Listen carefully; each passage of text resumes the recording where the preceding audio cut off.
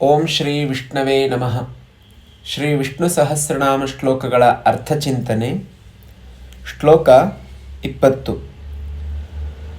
ಮಹೇಶ್ವಾಸೋ ಮಹೀಭರ್ತ ಶ್ರೀನಿವಾಸಃ ಸತಾಂ ಗತಿಃ ಅನಿರುದ್ಧಃ ಸುರಾನಂದೋ ಗೋವಿಂದೋ ಗೋವಿದಾಂ ಪತಿಃ.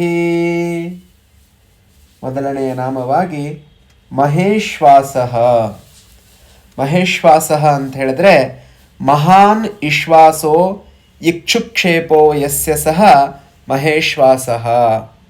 ಅರ್ಥಾತ್ ದೊಡ್ಡದಾದಂತಹ ವ್ಯರ್ಥವಲ್ಲದಂತಹ ಇಶ್ವಾಸವು ಯಾರ ಬಳಿಯಲ್ಲಿದೆಯೋ ಅವನು ಮಹೇಶ್ವಾಸ.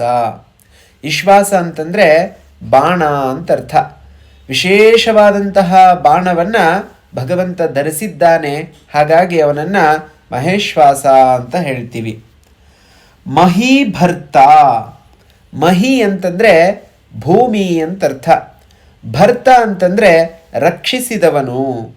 ಈ ಭೂಮಿ ದೇವಿಯನ್ನು ಹಿರಣ್ಯಾಕ್ಷ ಕದ್ದು ಒಯ್ದಾಗ ಭಗವಂತ ಅವತಾರ ಮಾಡಿ ವರಾಹ ಅವತಾರದಲ್ಲಿ ಭೂದೇವಿಯನ್ನು ರಕ್ಷಿಸಿದ್ದರಿಂದ ಪರಮಾತ್ಮನನ್ನು ಮಹೀಭರ್ತ ಅಂತ ಹೇಳ್ತೀವಿ. ಮುಂದಿನ ನಾಮ ಶ್ರೀನಿವಾಸಃ. ಯಸ್ಯ ವಕ್ಷಸಿ ಅನಪಾಯಿನಿ ಶ್ರೀರ್ವಸತಿ ಸಹ ಶ್ರೀನಿವಾಸಃ ಅಂತ. ಅಂದರೆ ಅನಪಾಯಿಯಾದಂತಹ ಲಕ್ಷ್ಮೀದೇವಿ ವಿಷ್ಣುವಿನ ವಕ್ಷಸ್ಥಳದಲ್ಲಿ ಯಾವಾಗಲೂ ವಾಸ ಮಾಡಿರ್ತಾ ಇರ್ತಾಳೆ. ಹಾಗಾಗಿ ವಿಷ್ಣು ಭಗವಂತನಿಗೆ ಶ್ರೀನಿವಾಸಃ ಅಂತ ಹೇಳ್ತಾರೆ. ಲಕ್ಷ್ಮೀದೇವಿಗೆ ಶಾಶ್ವತವಾಗಿ ನೆಲೆಯನ್ನು ತನ್ನ ಹೃದಯದಲ್ಲಿ ಕೊಟ್ಟವನು. ಮುಂದಿನ ನಾಮ ಸತಾಂ ಗತಿಹಿ. ಸತಾಂ ವೈದಿಕಾನಾಂ ಸಾಧೂನಾಂ ಪುರುಷಾರ್ಥ ಸಾಧನ ಹೇತು ಸತಾಂ ಗತಿಹಿ ಅಂತ ಪರಮಾತ್ಮ ಕರೆಸ್ಕೊಳ್ತಾನೆ. ಅಂದರೆ ಸಂತರಿಗೆ, ಒಳ್ಳೆಯ ಜನರಿಗೆ ಮೋಕ್ಷವನ್ನು ನೀಡುವಂಥವನು, ಅವರಿಗೆ ಗತಿಯಾಗಿರುವಂಥವನು. ಹಾಗಾಗಿ ಭಗವಂತ ಸತಾಂ ಗತಿಹಿ ಅಂತ ಕರೆಸ್ಕೊಳ್ತಾನೆ. ಮುಂದಿನ ನಾಮವಾಗಿ ಅನಿರುದ್ಧ.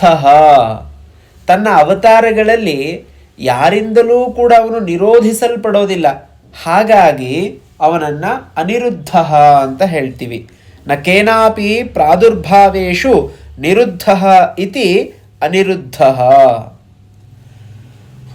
ಸುರಾನಂದ. ಸುರ ಅಂತಂದರೆ ದೇವತೆಗಳು. ಆ ದೇವತೆಗಳಿಗೆ ಆನಂದವನ್ನು ಕೊಡುವುದರಿಂದ ಪರಮಾತ್ಮನನ್ನು ಸುರಾನಂದ ಅಂತ ಹೇಳ್ತೀವಿ. ಸುರಾನ್ ಆನಂದಯತೀತಿ ಸುರಾನಂದ. ಮುಂದಿನ ನಾಮ ಗೋವಿಂದ ಎನ್ನುವಂಥದ್ದು. ಈ ನಾಮವನ್ನು ಇಂದ್ರ ಪರಮಾತ್ಮನಾದಂತಹ ವಿಷ್ಣುವಿಗೆ ಹೇಳಿದಂಥದ್ದು ಅಂತ ಹರಿವಂಶದಲ್ಲಿ ಒಂದು ಶ್ಲೋಕ ಬರುತ್ತೆ. ಅಹಂ ಕಿಲೇಂದ್ರೋ ದೇವಾನಾಂ ತ್ವಂ ಗವಾಮಿಂದ್ರತಾಂ ಗತಃ ಗೋವಿಂದ ಇತಿ ಲೋಕಾಸ್ತ್ವಾಂ ಸ್ತೋಷ್ಯಂತಿ ಭುವಿ ಶಾಶ್ವತಂ ಅಂತ. ನಾನಾದರೂ ದೇವತೆಗಳಿಗೆ ಮಾತ್ರ ಇಂದ್ರ, ಆದರೆ ಹೇ ಭಗವಂತ ನೀನು ಭೂಲೋಕದಲ್ಲಿ ಗೋವುಗಳಿಗೂ ಸಹ ಇಂದ್ರ, ಹಾಗಾಗಿ ಗೋವಿಂದ ಅಂತ ನಿನ್ನ ಹೆಸರಾಗಲಿ ಅಂತ ಇಂದ್ರ ಹೇಳಿರುವಂಥದ್ದನ್ನು ನಾವು ನೋಡ್ತೀವಿ. ಹಾಗೆ ಇನ್ನೊಂದು ಅರ್ಥದಲ್ಲಿ ಗೌ ಅಂತಂದರೆ ವಾಣಿ ಅಂತ ಅರ್ಥ. ಆ ವಾಣಿಯನ್ನು ನಮಗೆ ತಂದು ಕೊಡುವಂಥವನು. ಯಾರೆಲ್ಲ ಪರಮಾತ್ಮನ ಸ್ಮರಣೆ ಮಾಡುತ್ತಾರೆ ಅವರಿಗೆ ವಾಣಿ ಶಕ್ತಿಯನ್ನು ತಂದು ಕೊಡುವಂಥವನು, ವಿದ್ಯೆಯನ್ನು ತಂದು ಕೊಡುವಂಥವನು, ಜ್ಞಾನವನ್ನು ತಂದು ಕೊಡುವಂಥವನು, ಇಂದ್ರಿಯ ಪಾಟಲತ್ವವನ್ನು ತಂದು ಕೊಡುವಂಥವನು. ಹಾಗಾಗಿ ಆ ಭಗವಂತನನ್ನು ಗೋವಿಂದ ಅಂತ ಹೇಳ್ತೀವಿ.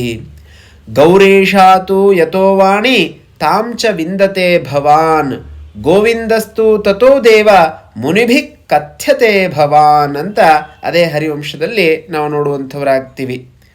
ಇನ್ನು ಈ ಶ್ಲೋಕದ ಕೊನೆಯ ನಾಮವಾಗಿ ಗೋವಿದಾಂಪತಿ. ಗೋವಿದಾಂಪತಿ ಅಂತಂದರೆ ಗೌರ್ವಾಣಿ ತಾಂ ವಿಂದತೀತಿ ಗೋವಿಂದ. ಅದಾಗಲೇ ನೋಡಿದ್ವಿ, ಗೌ ಎನ್ನುವಂಥದ್ದಕ್ಕೆ ವಾಣಿ ಎನ್ನುವಂತಹ ಅರ್ಥ ಇದೆ. ಅದನ್ನು ತಂದು ಕೊಡೋದ್ರಿಂದ ಭಗವಂತನನ್ನು ಗೋವಿಂದ ಅಂತ ಹೇಳ್ತೀವಿ. ತೇಷಾಂ ಪತಿ ವಿಶೇಷೇಣೇತಿ ಗೋವಿದಾಂಪತಿ. ಗೋವಿದರಿಗೆ ಸ್ವಾಮಿಯಾದವನು. ಯಾರೆಲ್ಲ ವಾಣಿಯನ್ನು ಪಡೆದಿದ್ದಾರೋ ಅವರಲ್ಲೆಲ್ಲ ಅವನು ದೊಡ್ಡವನು. ಹಾಗಾಗಿ ವಾಣಿಯನ್ನು ಅರಿತಿರುವಂತಹ ಗೋವಿದನು, ಭಗವಂತ ಗೋವಿದರಲ್ಲಿ ವಿಶಿಷ್ಟನಾದ್ದರಿಂದ ಅವನಿಗೆ ಗೋವಿದಾಂ ಪತಿಹಿ ಅಂತ ಹೆಸರಿದೆ. ನಾಳೆ ಮುಂದಿನ ಶ್ಲೋಕದ ಅರ್ಥವನ್ನು ತಿಳಿಯುವಂತಹ ಪ್ರಯತ್ನ ಮಾಡೋಣ. ಧನ್ಯವಾದಗಳು.